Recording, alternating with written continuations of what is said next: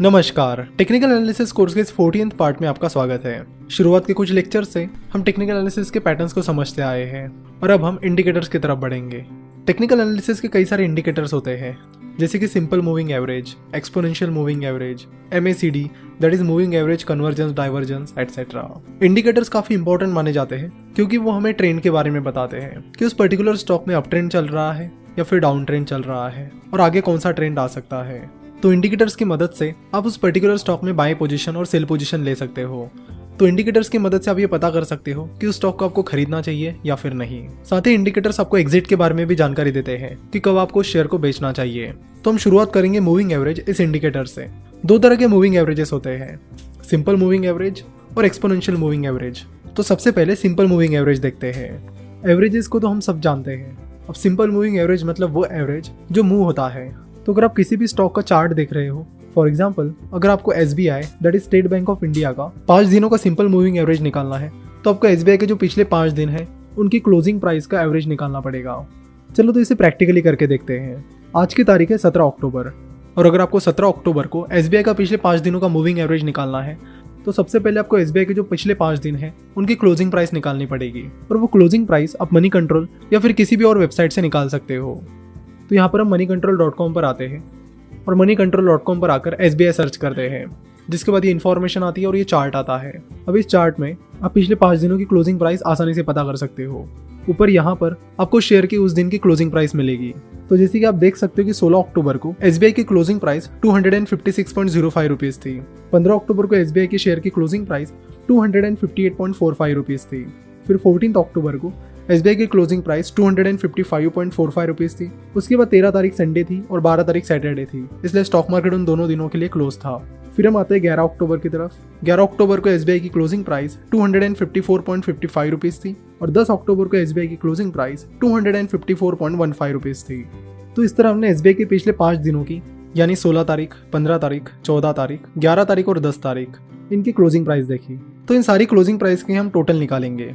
तो इन सारी closing price की टोटल आती है 1278.65 रुपीज़। और फिर जैसे कि हमें 5 दिन का मूविंग एवरेज निकालना है, तो हमें उसे डिवाइड करना पड़ेगा 5 से। So 1278.65 rupees divided by 5 is equal to 255.73 rupees. तो SBI के पिछले 5 दिनों का सिंपल मूविंग एवरेज है 255 रुपीज़ 0.73। सिमिलरली आपको कल यानी 18 तारीख को SBI का 5 दिन का सिंपल मूविंग एवरेज निकालना है, तो आपको 18 तारीख के जो पिछले 5 दिन है उनकी क्लोजिंग प्राइस निकालनी पड़ेगी। अगेन उन सारी क्लोजिंग प्राइसेस को ऐड करके उन्हें 5 से डिवाइड करना पड़ेगा, जिसके बाद आपको 18 तारीख का SBI का 5 दिन का सिंपल मूविंग एवरेज मिल जाएगा। और फिर इसी तरह ये मूविंग एवरेज एक एक दिन आगे बढ़ता चला जाएगा। वैसे आपको बता दूं कि वो चाहे सिंपल मूविंग एवरेज हो, एक्सपोनेंशियल मूविंग एवरेज हो या फिर MACD हो, ये सारे इंडिकेटर्स आपको आजकल रेडीमेड मिलते हैं। आपको कैलकुलेट करने की जरूरत नहीं होती है। तो आपको उनका कैलकुलेशन नहीं बल्कि उन्हें एनालाइज करना आना चाहिए। तो moneycontrol.com पर या फिर जिस किसी ब्रोकरेज फर्म के पास आपका डीमैट अकाउंट है, उनके ट्रेडिंग सॉफ्टवेयर या मोबाइल ऐप से इन सारे इंडिकेटर्स को चेक कर सकते हो। मूविंग एवरेज कितने भी दिनों का हो सकता है, जैसे कि 5 दिन, 10 दिन, 12 दिन, 50 दिन, 100 दिन, 200 दिन एटसेट्रा। तो जो सबसे पॉपुलर मूविंग एवरेजेस है वो है 50 days moving average, 100 days moving average और 200 डेज मूविंग एवरेज। तो जैसे कि हमने देखा कि SBI का जो 5 दिन का मूविंग एवरेज था वो था 255.73 रुपीज़। तो ये मूविंग एवरेज हमें क्या बताता है? मूविंग एवरेज बताता है कि पिछले 5 दिनों में SBI का शेयर किस एवरेज प्राइस पर ट्रेड हो रहा था, जिससे आपको एवरेज प्राइस पता करने में मदद होती है।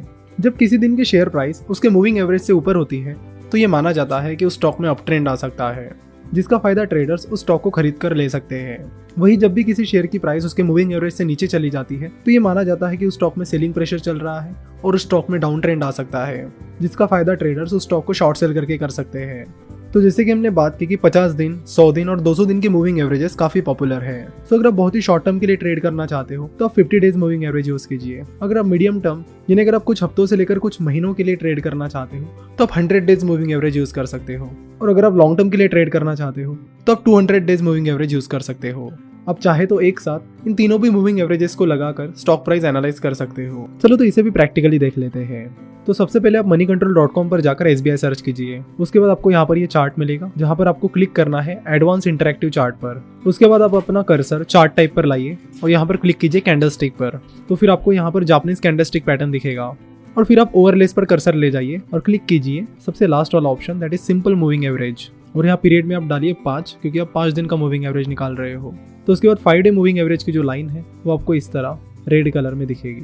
सो अगर आपको 50 डे मूविंग एवरेज चेक करना है तो आप फिर से सिंपल मूविंग एवरेज पर जाइए एंड वहाँ पे डालिए 50 डे मूविंग एवरेज और ड्रॉ पर क्लिक कीजिए। तो यह है SBI का 50 दिन का सिंपल मूविंग एवरेज। सो जैसे कि पहले हमने देखा कि किसी शेयर की प्राइस किसी दिन उसके मूविंग एवरेज से ज़्यादा है तो वहाँ पर बाइंग अपॉर्चुनिटीज निकल कर आती है। वो चीज़ बताती है कि उस स्टॉक पर ट्रेडर बुलिश है और उस स्टॉक में अप ट्रेंड आ सकता है। तो यहाँ पर इस 50 डे मूविंग एवरेज को देखकर आप पता कर सकते हो, यहाँ 15 मई को share price 50 day moving average से ऊपर है। उसके बाद यहाँ पर थोड़ा सा अप ट्रेंड आ गया।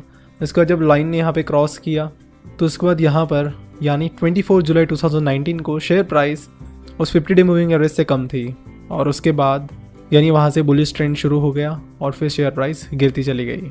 तो फिलहाल SBI की शेयर प्राइस उसके 50 डे मूविंग एवरेज से नीचे चल रही है, यानी स्टॉक में बियरिश ट्रेंड चल रहा है। यानी ये मूविंग एवरेज हमें बता रहा है कि उस स्टॉक में बियरिश ट्रेंड आ सकता है। तो मूविंग एवरेज में ट्रेडिंग की स्ट्रेटेजी ये होती है कि जैसे ही मूविंग एवरेज की लाइन किसी दिन की स्टॉक प्राइस से ऊपर चली जाती है तो उस टाइम आप उस स्टॉक को सेल कर सकते हो, और फिर जिस दिन उस स्टॉक की मूविंग एवरेज लाइन आने वाली फ्यूचर डेट की प्राइस से कम हो जाए तो उस दिन आप उस स्टॉक को बाय कीजिए। तो इस तरह आप मूविंग एवरेजेस की मदद से किसी स्टॉक में बाय और सेल डिसीजन ले सकते हो। तो ये था सिंपल मूविंग एवरेज, जिसमें हम जितने भी दिन का मूविंग एवरेज है उतने दिन की क्लोजिंग प्राइस लेकर उनको ऐड करके जितने दिन का वो मूविंग एवरेज है उतने दिन से उस टोटल को डिवाइड करते थे। लेकिन एक्सपोनेंशियल मूविंग एवरेजेस में ऐसा नहीं होता है। एक्सपोनेंशियल मूविंग एवरेजेस में जो रिसेंट डेट्स हैं उन्हें ज़्यादा इंपॉर्टेंस दिया जाता है, जबकि जो पुरानी डेट्स हैं उन्हें कम इंपॉर्टेंस दिया जाता है।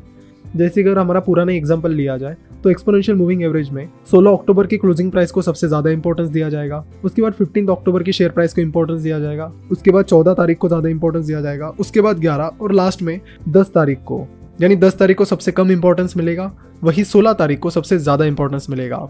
तो सिंपल भाषा में बात की जाए तो एक्सपोनेंशियल मूविंग एवरेजेस में जो रिसेंट डेट्स होती है उनको ज़्यादा इंपॉर्टेंस दिया जाता है। एक्सपोनेंशियल मूविंग एवरेजेस में ये माना जाता है कि जो रिसेंट ट्रेंड है और जो रिसेंट प्राइसेस है वो ज़्यादा इंपॉर्टेंट है।